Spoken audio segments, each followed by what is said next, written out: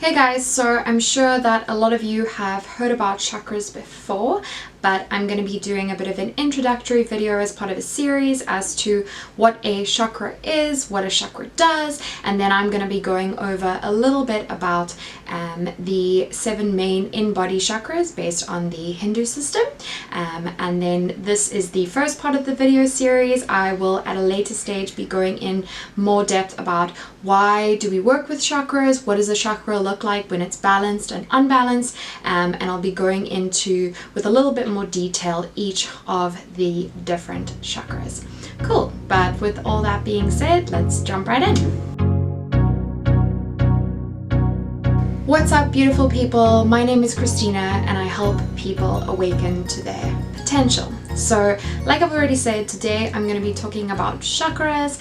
What is a chakra? What does a chakra do? Like, what is its major function? And then I'm going to be looking at the 7 main in-body chakras and going over a little bit of a summary of all of those chakras. Okay, so let's start off. First of all, what is a chakra? So I think that a good way to think of a chakra is kind of like a spinning wheel, and if you want a visual representation, you can think of a chakra like a vortex coming out of the front of your body, and then you have a vortex coming out of the back as well. So you have a front side of your chakra and a back side of your chakra, and there are many different chakras, but I'm going to be talking today about the seven main chakras that are located in your body. So where are these chakras?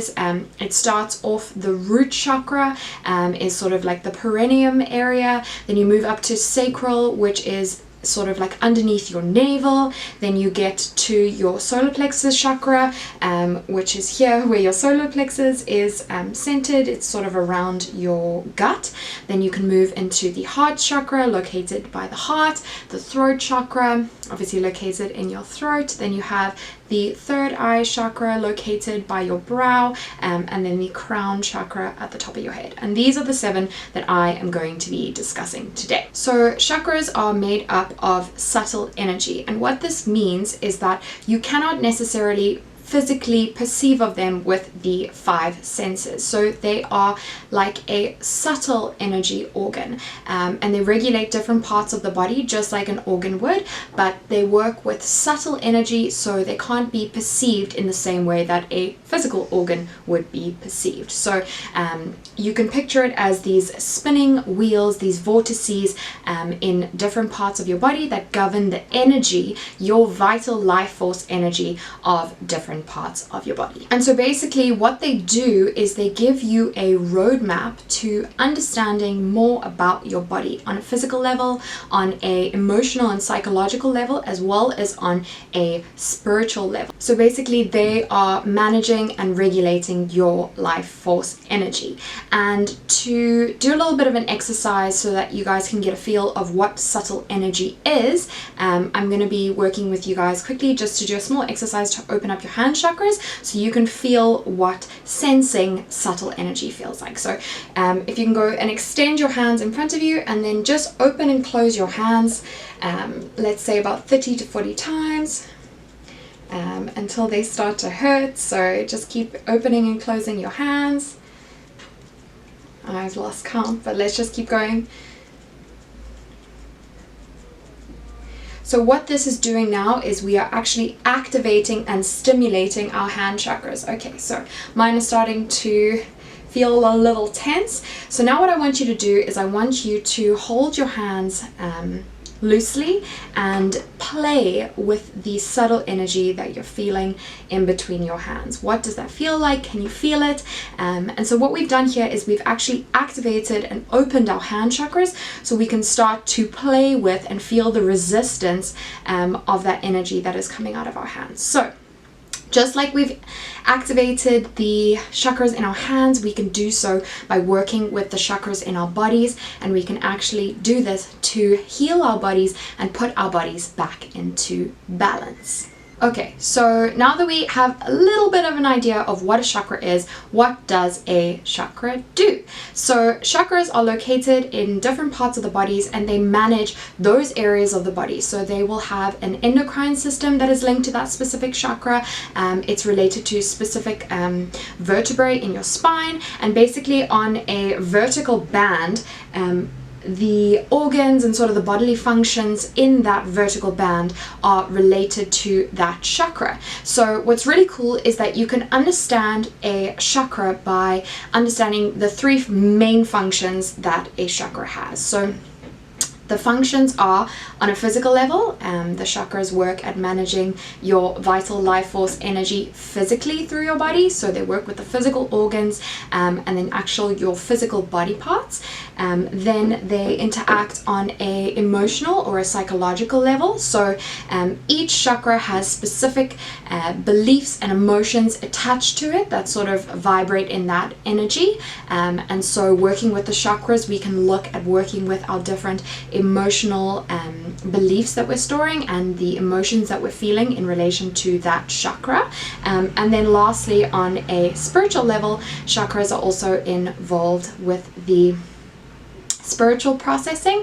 And how this works is, as you move up the chakras can sort of act as steps in the ladder on your path to evolution and enlightenment. And so you can work with the chakras, healing, balancing them so that you can receive more and more intuitive gifts from all of the different chakras, and each chakra has their own intuitive gifts that they offer you. Cool, so those are the three functions.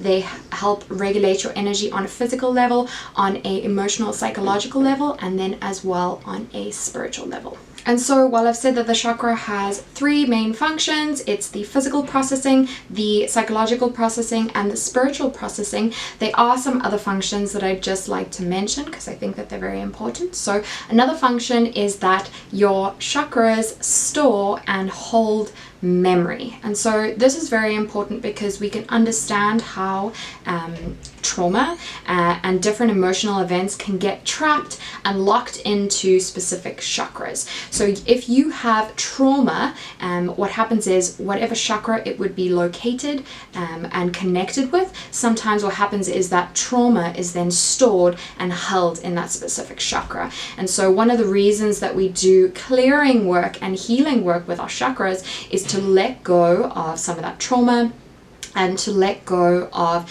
maybe the limiting beliefs that we have, or other people's beliefs that have been absorbed by us and are now being held in our chakras. So how the chakras work is the 7 main in-body chakras, the lower 3 chakras, which is your root, your sacral, and your solar plexus. Those are more of the physical chakras. They are more grounded into the earth, and they are more related to actual physical reality and things that are manifest. So things that are tangible and things that are more physical.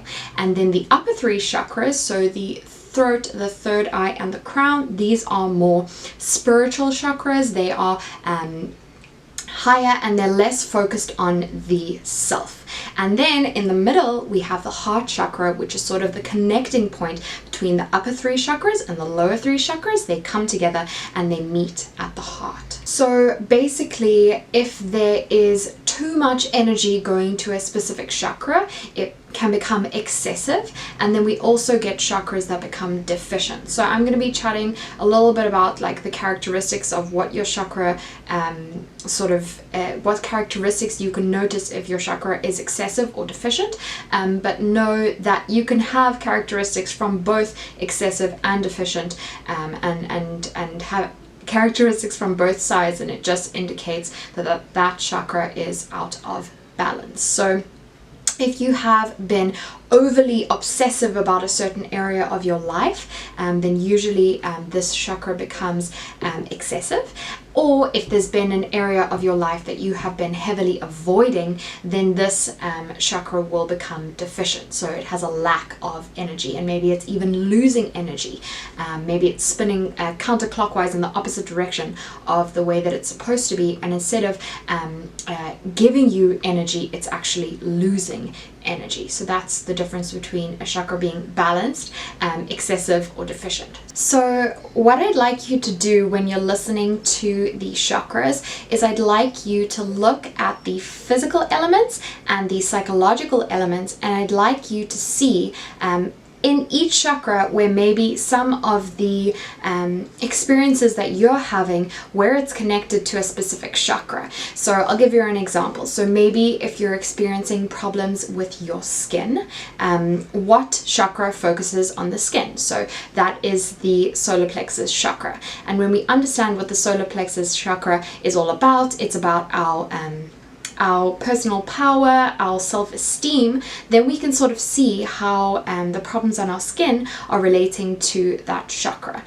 So just I want you to look at the physical areas that each chakra is located in, and think about some of the issues that you may be facing physically and psychologically, and then see which chakra you can draw that back to. So I want you to let me know in the comments below which chakra, based on the symptoms and the things that are going on in your life, which chakra you think you need to work on the most. Okay, so now I'm going to quickly go over the 7 main in-body chakras.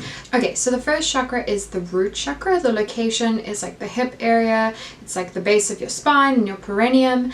And this is basically the main area of the root chakra. The color that is associated with this chakra is red, and this chakra is all about your physicality. It's about grounding, it's about your safety and your security, as well as survival sort of needs. The endocrine system that it's related to is your adrenals. So if you think of the adrenals, cortisol, adrenaline, that's kind of like fight or flight, and it links to the root chakra being centered around your safety, security, and survival.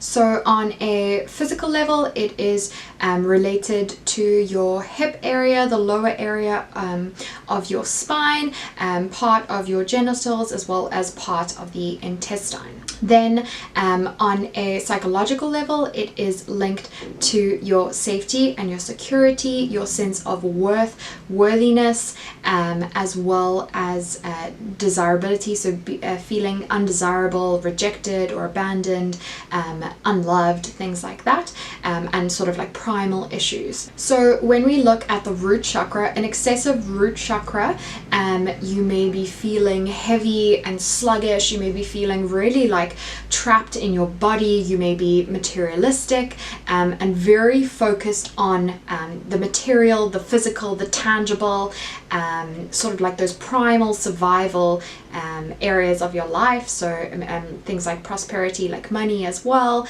and your survival. Maybe you're constantly thinking about food and the next meal, and so that is sort of the excessive qualities of the root chakra. You could also be overweight when your root chakra is excessive. Then on the other hand, when your root chakra is deficient, you may be very fearful, very anxious. You may be restless, underweight, you can't focus, and you're kind of like spacey and not grounded and physical in your body. And you may also struggle to bring things manifest, struggle to bring things into your reality, because you're not really grounded physically in your body. So what does the root chakra look like when it's balanced? Well, you will feel safe in your body, you will be physical in your body, and you will have physical health. You'll be able to manifest, and you'll just feel safe and grounded in your body. So the color of the root chakra is red, and the associated sound is lam. So if you're wanting to do a meditation where you use sound, you can use the seed sounds. It's the specific sounds of the chakra, and for the first chakra, the root chakra, that seed sound is lam. So you can chant this to yourself, or you can find a meditation where the seed sound is repeated for you. So some ways to work with your root chakra energy would be to practice some grounding exercises, and you can even go out into nature. And then I would also suggest being physical and moving in your body. Okay, so the next chakra is your sacral chakra. This chakra is orange, and it's located in the abdomen, sort of like under the navel area. And this is your like your sexual and your creative center. It's all about emotions and passion. So on a physical level, it relates to your sex organs as well as parts of your intestines. And then the endocrine system that is linked is, for women, you work with the ovaries, and then for men, the testes. And then on a psychological level, this is just about your emotional health, your passion, and your creativity, as well as a healthy sexuality.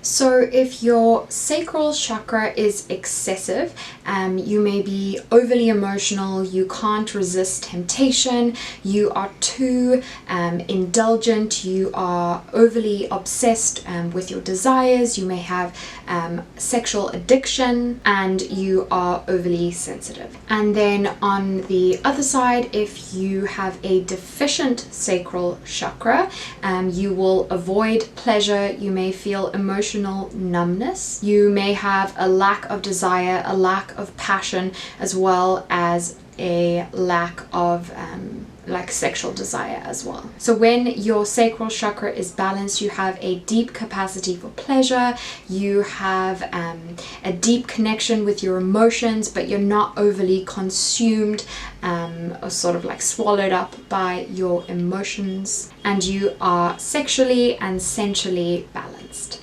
The seed sound is vam. So if you're wanting to work with this chakra in a meditation, you can repeat vam to yourself, V-A-M, or you can listen to a meditation with that seed sound. And then I would suggest, if you're wanting to work on and embrace your sacral chakra, focus on like movement, activating your sensuality, focus on creativity, what are your dreams, and trying to bring some of those dreams and those passions into reality, and putting some focus on what you're passionate about and what you dream about. So the next energy center is your solar plexus chakra. This chakra is yellow, and this chakra is all about your personal power, your self-esteem, and your confidence. So on a physical level, the solar plexus relates to your digestion, your digestive fire, and then it also relates to the diaphragm and your skin. So on a psychological level, this is about your willpower, your personal power, and your self-esteem. So if this chakra is deficient, if the chakra is losing energy, or you're avoiding this area, you may have poor self-esteem, poor personal power, lack of confidence, and you may be really passive. And then on the complete opposite side, if your solar plexus chakra is excessive, it's overactive, you may be very dominant, you may be very blaming, and you may be aggressive. And so then when your solar plexus is balanced, you have a good self-esteem, you know how to live your truth, you're in your personal power, and you're there living your purpose. And so the seed sound for this energy center is Ram, R-A-M. So you can chant this if you're wanting to activate this chakra, or find a meditation with the seed sound. So if you're wanting to activate this chakra, try get in touch with feeling and being, standing in your power, and working on being in your body, in your power, and activating that. So the next energy center is your heart chakra. So the location of your heart chakra is obviously in the heart area. The color of this chakra is green, and this chakra is all about self-acceptance. It's about connection and compassion, and just really healthy relationships with other people. On a physical level, the heart chakra governs obviously the heart, but then also the lungs, the breasts, the shoulders, and then also the blood. Then on a psychological or emotional level, this relates to love and your relationship and your connections with others, as well as your compassion. So if your heart chakra is deficient, sort of like the energy you'll be giving off is uncaring, not empathetic, bitter, cynical, you may isolate yourself and be intolerant. Then if your heart chakra is excessive, you may be clingy and possessive and jealous, and find yourself in codependent relationships.